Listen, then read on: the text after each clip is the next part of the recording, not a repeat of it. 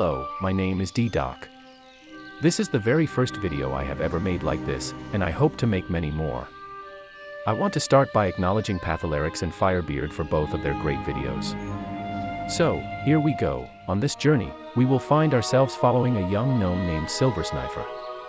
Just like in Pathalarix and Firebeard's videos, he is also going to be locked to specific zones, but with his own unique approach. He will be able to kill whatever he wants, and vendor or sell anything, but he cannot buy anything from the auction house or vendors. He is, however, able to use the auction house to sell all the goods he has gained.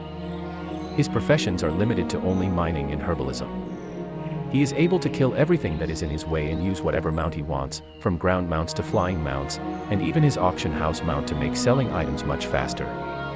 He is currently locked to Elwyn Forest, which is located in the eastern kingdoms of Azeroth.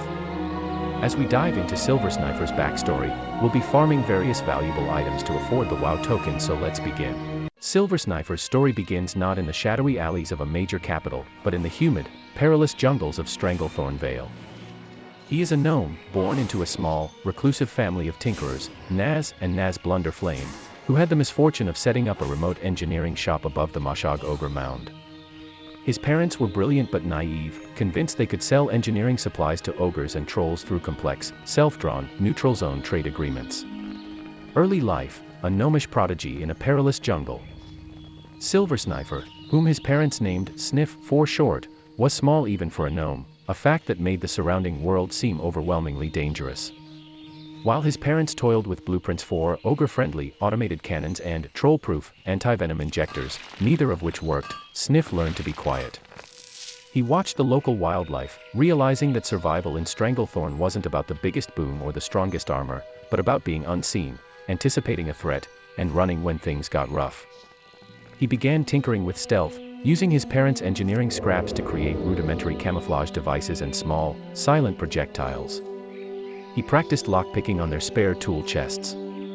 His intellect, a natural gnomish trait, focused on evasion and silent movement, the opposite of his parents' loud, explosive inventions. The incident at Booty Bay and a twist of fate. The Blunderflame family made supply runs to Booty Bay, a pirate haven run by the Blackwater Raiders and the Goblin Steamweedle cartel. Sniff always hated these trips due to the constant tension between the raiders and their mortal enemies, the Bloodsail Buccaneers. On one such trip, when Sniff was a young adult, the Bloodsail Buccaneers launched a surprise attack on the town. A brutal human captain named Ironpatch cornered Sniff's parents. Sniff, hidden in the shadows of a spice merchant's stall, used one of his own crude smoke bombs and a sharp, poisoned shiv, managing to create enough distraction to wound the captain and allow his parents to escape. In the skirmish, however, one of his experimental, silver-coated daggers was left embedded in a crate. His parents were grateful, but terrified. They demanded he give up his thieving ways and focus on respectable engineering. Sniff realized he couldn't live their life. The jungle had taught him the only code was survival. He took his best gear, slipped away from home, and took the name Silversnifer after the blade he left behind, a reminder of the night he chose his own path. A rogue's life and a fateful invention. Silversnifer joined the stream of rogues and free agents that operate in Azeroth, his small stature and natural cunning making him an excellent spy and scout. He worked for various clients, from Stormwind's SI-7 to Goblin trade princes in Gadgetzan. He never stayed with one group for long, remembering the vulnerability of relying on others. He honed his skills in lockpicking, toxicology, and silent movement, becoming a master of ambush tactics and quick, decisive strikes. He lived in the shadows, an outcast whose only allegiance was to the contract, and his only code was his own survival. Eventually, this life of contracts and shadows led him to the bustling, steam-filled workshops of Ironforge. A master of shadows with a tinkerer's heart, Silversnifer became obsessed with a single, groundbreaking invention, the gnomish transmutation portalmatic, a device he hoped would stabilize volatile arcane portals for instant, safe travel across Azeroth. It was an ambitious project, even by gnomish standards, requiring a high concentration of rare, pure, unrefined gold.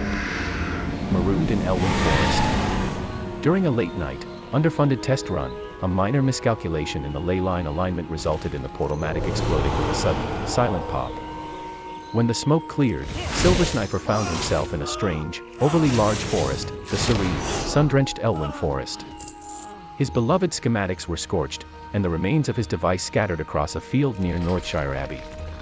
The local human inhabitants were wary of gnomish explosions near their monastery. A stern-faced Marshal McBride confiscated his damaged contraption, locking it away in the abbey's deepest storage, for the good of the community. Marooned in the human starting zone, far from his kin and with no way to access the funds he needed to repair and retrieve his invention, Silversnifer had a new, more immediate purpose. He needed to earn coin, and fast. The humans in Goldshire, bless their simple hearts, were willing to pay for raw materials like peacebloom and copper ore, which the forest had in abundance.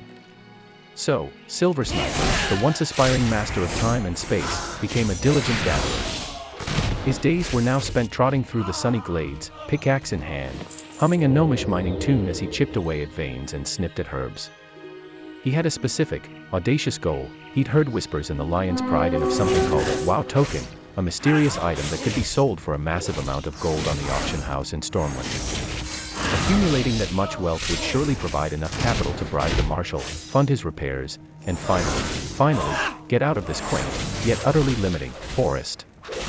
He sold every piece of copper, every wild herb, and even boar skins to the local vendors, banking every copper piece in Stormwind.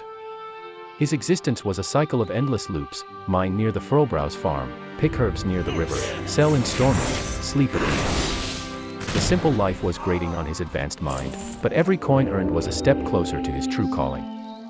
His past as a silent, cunning rogue had taught him patience and the value of operating unseen, skills he now applied to the mundane, yet essential, task of gathering, all while remaining a phantom who moves through the world largely unseen, even in the sunlit glades of Elwyn. Until next time, weary travelers, I bid you a farewell.